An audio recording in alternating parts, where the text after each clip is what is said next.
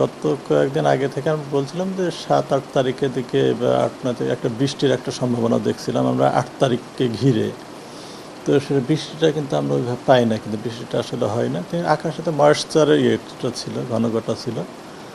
তো এই আকাশে ময়েশ্চার বৃদ্ধি পাওয়ার জন্য কিন্তু আমরা যে দেখলাম হঠাৎ করে আবার কিন্তু কুয়াশাটা কিন্তু বেড়ে গেল, হ্যাঁ। এবং কুয়াশাটা বেড়ে যাওয়ার জন্য কী হলো, কিন্তু আকাশে কিন্তু আমরা এখনো সূর্যের আলো দেখতে পাচ্ছি না।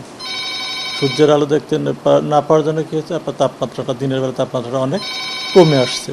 এবং দিনের তাপমাত্রা কিন্তু অনেক কমে যাওয়ার জন্য কিন্তু আমরা মানুষের মধ্যে তীব্র শীত অনুভূত হচ্ছে। এবং শীতকালে বৈশিষ্ট্যটা এরকম আসলে, যদিও আমরা শীতের তীব্রতাটা পরিমাপ করছি যে শৈত্যপ্রবাহ, যে মৃদু শৈত্যপ্রবাহ না তীব্র শৈত্যপ্রবাহ না মাঝারি ধরনের, কিন্তু আসলে শৈত্যপ্রবাহ দিয়ে আসলে শীতের তীব্রতাটা মাপা যায় না। আজকে কিন্তু দেশের কোথাও শৈত্যপ্রবাহ নেই, কিন্তু আজকে দেশের সর্বনিম্ন তাপমাত্রা 12.8 ডিগ্রি যশোরে, ঢাকাতে 16.3, তারপরে কিন্তু শীত কিন্তু অনুভূত হচ্ছে মানুষের মধ্যে। তার মানে কি, আমরা শৈত্যপ্রবাহ দিয়ে আসলে শীতের তীব্রতাটা মাপা যায় না। তো দিনের বেলা কি কন্ডিশনটা বিরাজ করছে, অর্থাৎ আমরা যদি বলি কোল্ড ডে কন্ডিশন যদি বিরাজ করে, এখন আমরা এটা বলবো যে কোল্ড ডে কন্ডিশন, যে তাপমাত্রাটা কী আছে দেখাতে 20-এর কাছাকাছি চলে আসছে। এবার গতকালকে যেটা 26, 25, 26, 27 ছিল, এ তাপমাত্রা 20-এর কাছাকাছি চলে আসছে।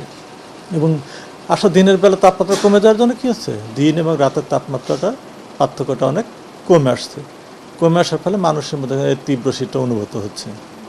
এখন যে অবস্থাটা আছে এর চাইতে কিন্তু খারাপ হবে না সামনের দিকে, আপাতত 2-3 দিন খারাপ হবে না।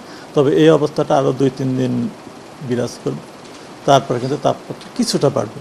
তবে যেহেতু জানুয়ারি মাস, এটা আমাদের শীতলতম মাস, শীতের তীব্রতা কিন্তু থাকবে, শীত অনুভূত হবে। তবে এখনকার দিনের বেলা যে তীব্র শীতটা অনুভূত হচ্ছে, কুয়াশার সামনেতে কিছুটা কমবে, এবং এখন যে তীব্র শীত অনুভূত হয় এটা অনেকটা কমবে।